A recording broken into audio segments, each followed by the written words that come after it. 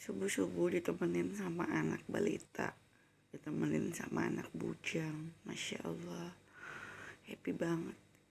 Sekarang tuh di rumah jam 04.36. Kita udah selesai sholat subuhnya. Soalnya tadi tuh ajannya di rumah hijau.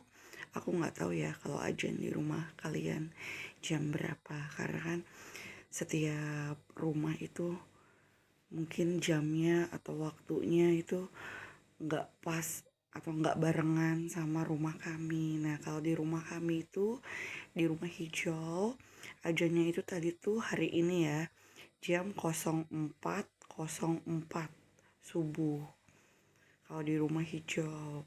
Tapi kalau misalnya di rumah yang satu lagi, di rumah putih aku, itu biasanya tuh antara jam 4:20 atau jam 4:15 gitu.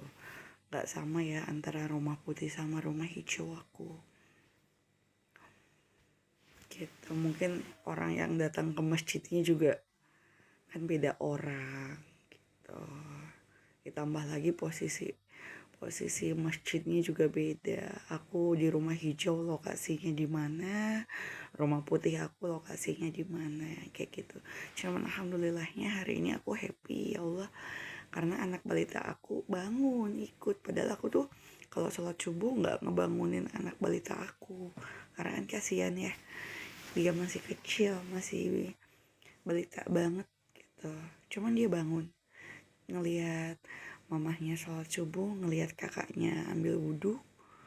Anak aku kan ada 2, itu dia bangun, happy, aku seneng.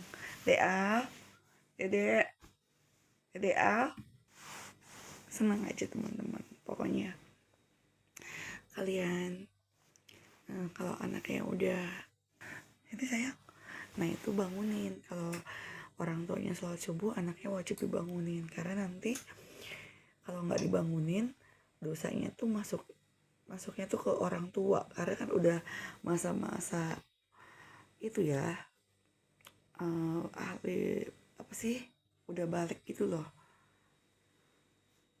udah bahasa Indonesia udah centil lah, udah ahli balik gitu. Bangunin, karena kalau nggak dibangunin orang tuanya yang kena dosa. Kecuali kalau misalnya orang tuanya juga nggak sholat subuh ya, udah beda cerita. Kalau kayak gitu udah pasti dosa dua-duanya gitu. Sayang,